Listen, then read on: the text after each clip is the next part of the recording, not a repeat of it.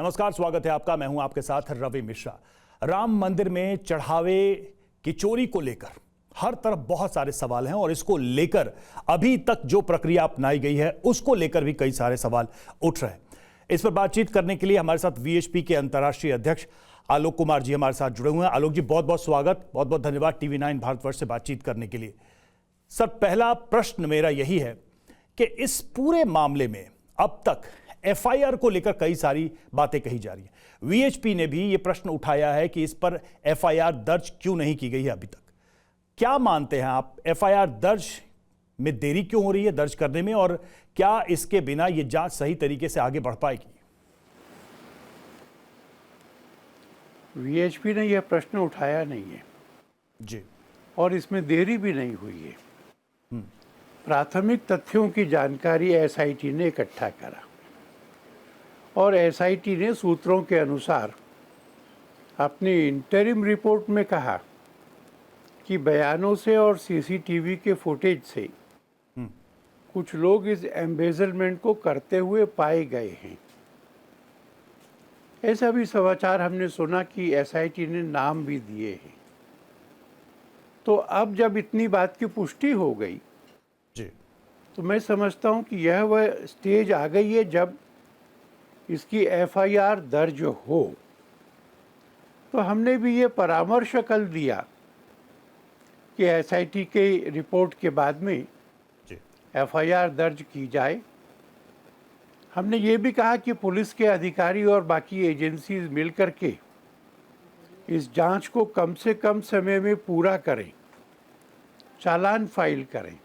जी, हमने ये भी कहा कि ये मामला फास्ट ट्रैक कोर्ट को दिया जाए, डे टू डे सुनवाई हो, और हमको अच्छा लगेगा कि लगभग 4 महीने के अंदर अंदर अगर यह सब हो करके उस चंदे का 1 पैसा भी वहाँ से निकालने वाला व्यक्ति ये सलाखों के पीछे दंड भुगतने के लिए भेजा जाए। जी, अगर यह सब होता है और गति से होता है तभी हिंदू समाज के मन को शांति मिलेगी। तो इसलिए क्योंकि अब FIR फाइल होनी चाहिए तो मैंने कल कहा कि करो, और मुझे विश्वास है कि इस काम में देरी नहीं होगी। आलोक जी, मेरा दूसरा प्रश्न था चंपत राय जी की भूमिका को लेकर, उनको लेकर उठ रहे जो सवाल हैं उस पर आप क्या सोचते हैं? क्या आप कहीं से भी उनको भी दोषी पाते हैं इस पूरे मामले में? मैं सोचता हूं कि इन सब विषयों की पुलिस ने जांच करना है। वह जांच करके किसी परिणाम पर पहुंचेगी। मैं ये गंभीरता से मानता हूं कि जब तक ये जांच पूरी नहीं होती किसी ने किसी पर ना तो कीचड़ उछालना चाहिए और ना किसी का बचाव करना चाहिए। पुलिस इन सब बातों को देखे और उसको जैसा समझ में आए वैसा चालान फाइल करे। हम लोग इसके बीच में अपना परामर्श नहीं लाएंगे। आलोक जी, मंदिर के प्रबंधन को लेकर भी कई सारे सवाल उठ ही रहे हैं और एसआईटी की जो प्रारंभिक रिपोर्ट आई है उसमें प्रबंधन को लेकर बहुत सारे सवाल हैं। क्या आप मानते हैं कि इतने लंबे समय से ये सब चल रहा था और इस मंदिर को क्या किसी तरीके से कमाई का कोई साधन बनाया जा रहा था? मतलब ये आस्था का केंद्र था, ऐसा वैसा नहीं, बल्कि करोड़ों करोड़ हिंदुओं की आस्था इससे जुड़ी हुई थी। सभी राम मंदिर को लेकर भावुक हैं, लेकिन जब मामला सामने आता है तो ऐसा लगता है कि कहीं कोई एक सिरा ऐसा था जो इसको एक कमर्शियल एंगल से देख रहा था। आप इस सवाल का उत्तर क्या देंगे? कमर्शियल एंगल कहना शायद ठीक हो कि नहीं हो जी, पर यह तो अंदाजा होता है कि चढ़ावे में से जो एम्बेजलमेंट है ये कुछ समय से हो रहा है, और ये भी एविडेंट है कि मंदिरों में इस चढ़ावे को सुरक्षित रखने की जो व्यवस्थाएं हैं, जो उसके SOPs हैं, वो सारे ठीक से लागू नहीं किए गए थे। इसलिए इस विषय को विशेषज्ञों ने ठीक से खंगालना होगा और उसमें से किसी उचित परिणाम पर पहुंचना होगा। सर प्रबंधन की खामियों को लेकर भी तो बात उठी है। मतलब एसआईटी की जो प्रारंभिक रिपोर्ट है उसमें 5 बिंदु मुख्य रूप से दिखाए गए। उसमें एक चीज ये दिखाई गई है कि जो भी मैनेजमेंट की टीम थी उसकी तरफ से अनदेखी हुई है। आप क्या मानते हैं, ये जानबूझ के आंखें मूंद ली गई, ये सब हो रहा था? क्योंकि अगर प्रबंधन की जानकारी में होता और प्रबंधन सही तरीके से काम करता तो यहां तक तो मामला पहुंचता ही नहीं। मैंने आपकी बात को काटा नहीं है। मैं मानता हूं कि अगर ये कुछ समय से हो रहा था तो ये एसओपीज की कमी और अनदेखी का मामला हो सकता है। मैं केवल ये कह रहा हूं कि इसकी जांच हो रही है, इसलिए मैं उसके किसी परिणाम पर पहुंचने की अपेक्षा अपने लिए नहीं करता हूं। किसका किसका दोष है, किसकी अनदेखी हुई है, क्या ये डेरेलिक्शन ऑफ ड्यूटी है, इन सब बातों को देखा जाना चाहिए। किसी का लिहाज नहीं होना चाहिए। लेकिन हम मानते हैं कि ये प्रश्न है, ये प्रबंधन को लेकर एक गंभीर और वैलिड क्वेश्चन है कि अनदेखी की गई। अनदेखी हुई कि नहीं, ये वास्तव में एक गंभीर प्रश्न है। अच्छा, ये कोई ऐसा मौका नहीं जी, है। जी जी जी ये कोई ऐसा मौका नहीं है जिसमें हम में से कोई भी किसी भी एस्पेक्ट पर पर्दा डालने की कोशिश करे। ये तो मामला ऐसा है जो सारे हिंदुओं की श्रद्धा से जुड़ा हुआ मामला है जी। इसलिए सब कुछ ट्रांसपेरेंटली खंगाल कर हमको उचित निष्कर्ष पर पहुंचना होगा। आलोक जी, जमीन को लेकर भी बहुत सारे आरोप लगे ट्रस्ट के ऊपर, और ये भी कहा गया कि जो जमीनें थी सरकारी उनको मतलब खरीदा गया और फिर ट्रस्ट ने कुछ लोगों को लाभ पहुंचाने के लिए इसकी खरीद इस तरीके से की। आप इसको कैसे देखते हैं? मतलब ये पॉलिटिकल बहस का भी मुद्दा काफी समय से रहा है, जमीन खरीद और उसमें ट्रस्ट की भूमिका और उसमें कुछ खास लोगों को लाभ पहुंचाने का आरोप। मुझे उन विषयों की कुछ निजी जानकारी नहीं है। जितना मीडिया में आया है देखा है, और मुझे लगता है कि जब जांच होगी तो उसमें ये वाला एस्पेक्ट ये भी पुलिस कवर करेगी। आप हर बात पे आप इन सब बातों में मेरी राय पूछ रहे, मैं डिपेंड करूंगा इन्वेस्टिगेशन पर और उसके रिजल्ट्स पर। मैं इस समय इस बारे में अपनी कुछ राय बना करके प्रिजुडिस नहीं होना चाहूंगा। लेकिन सर इतना तो आप मानेंगे कि व्यवस्था खराब रही, प्रबंधन खराब रहा और एक प्रोफेशनल मैनेजमेंट की जरूरत थी। वहां जो भी मैनेजमेंट था वो अनप्रोफेशनल तरीके से चल रहा था। मैं मानता हूं कि प्रोफेशनल मैनेजमेंट की जरूरत वास्तव में है जी। और इसके लिए फिर क्या किया जाना चाहिए? आपकी सलाह क्या है? मतलब इस चीज को और मैं मानता हूं कि ट्रस्ट जी जी जी मैं मानता हूं कि ट्रस्ट को प्रोफेशनल मैनेजमेंट की व्यवस्था करना चाहिए। स्टैंडर्ड ऑपरेटिंग प्रोसीजर्स को लागू करना चाहिए और ऐसे व्यक्ति को छांट करके जिसको प्रशासन चलाने का लंबा अनुभव है, अच्छा हो कि मंदिर चलाने का भी अनुभव हो, ऐसे किसी व्यक्ति को वहाँ देख रेख के लिए नियुक्त करना चाहिए। जो हुआ वो हुआ।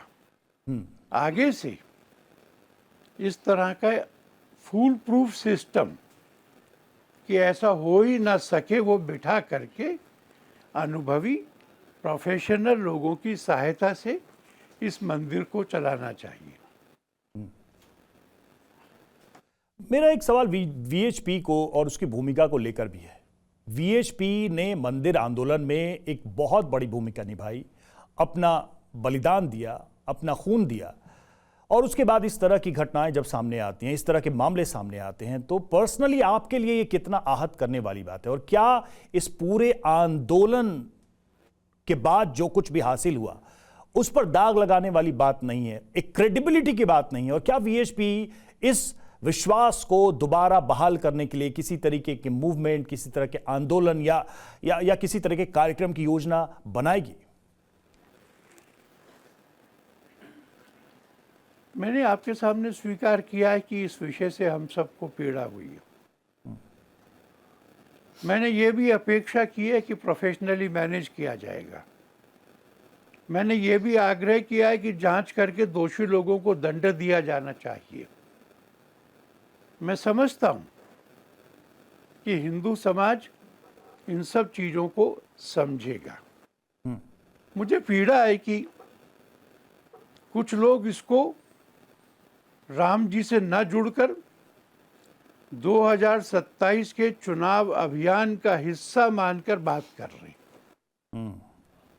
जिन लोगों ने परिंदा भी पर नहीं मारेगा कहा, गोलियां चलवाई, कार सेवकों की हत्या हुई, आज तक रिग्रेट नहीं किया है।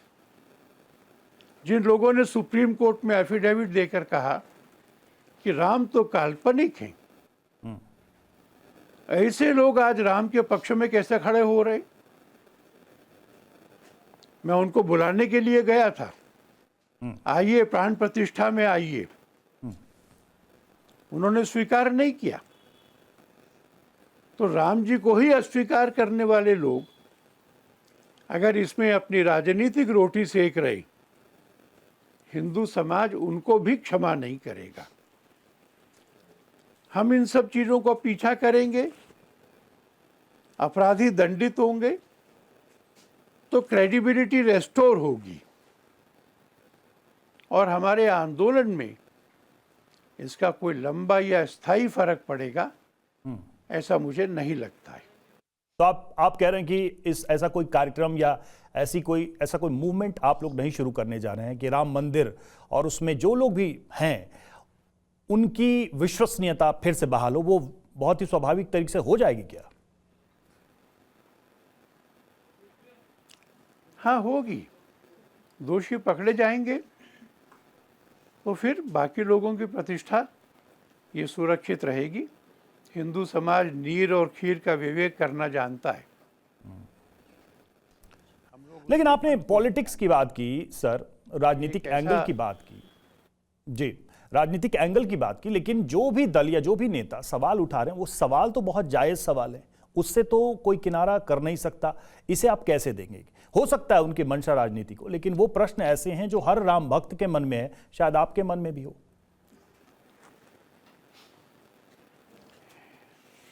इसलिए मैंने उन प्रश्नों का सामना किया है। यह देश ऐसा है जो धोबी की भी सुनता है। हम धोबी की सुन रहे हैं और उस सुनने के बाद में पुलिस और बाकी एजेंसी से कह रहे हैं कि भाई पूरी जांच करो। जब हम उनकी मंशा पे सवाल उठा रहे हैं तो हम उनके सवालों से भाग नहीं रहे, हम खुले सीने से कह रहे हैं आओ देखो, जांच करो, दोषी को दंड दो। इसलिए हम उसकी आड़ नहीं ले रहे हैं, हम केवल उनके मंसूबों को खुला कर रहे हैं। आलोक जी, लेकिन इस पूरे मामले में एसआईटी ने जो अब तक प्रारंभिक तौर पर फाइंडिंग्स दी हैं, उसको आप कैसे देखते हैं? मतलब अगर उस पर विश्वास करें तब तो बहुत सारे नाम, बहुत सारे लोगों की बातें आ सकती हैं, बहुत सारे लोग इसके दायरे में आ सकते हैं, क्योंकि प्रबंधन से लेकर चोरी तक के सारे, मतलब एक तरीके से फाइंडिंग्स में ये इशारा किया गया है। मैं समझता हूं कि अब हम उन्हीं सवालों को अलग शब्दों में दोहरा रहे हैं। जितने लोगों पे इशारा किया है सबकी जांच कर लो, जितने काल का इशारा किया है सबकी जांच कर लो, दोषियों को दंड दो। आप इस प्रश्न को जिस किसी भी तरीके से पूछेंगे, मेरा उत्तर यही है, everything is now open for a police investigation. नहीं, वो जांच तो सर चल ही रही है, लेकिन चूंकि अब नाम सर इसमें नाम ऐसे हैं, अब चंपत राय की बात होती है, चंपत राय जिस तरह से हेड कर रहे थे, क्या आप उनको सीधे तौर पे दोषी नहीं मानते? भले उनकी भूमिका क्या रही है नहीं रही है, आप कह रहे हैं कि जांच होगी, पुलिस जांच करेगी, वो बातें आएंगी, लेकिन अगर आप किसी भी व्यवस्था को हेड करते हैं और वहां ये गड़बड़ियां होती हैं, उस तौर पर आप क्या उनको दोषी नहीं मानते, या उनको आप इस मामले में कोई क्लीन चिट देना चाहेंगे? एज ऑफ टुडे मैं ना क्लीन चिट दूंगा, ना उनको एक्यूज करूंगा। ये काम पुलिस इन्वेस्टिगेशंस का है। पुलिस इन्वेस्टिगेट करे, उनके बारे में भी करे, उनकी फाइंडिंग्स कोर्ट में जाएंगी, कोर्ट निर्णय देगी। This is the system that we believe in, और इसी को हम भी चलेंगे। मैं किसी के पक्ष या विपक्ष में इस समय अपना मत नहीं बनाऊंगा।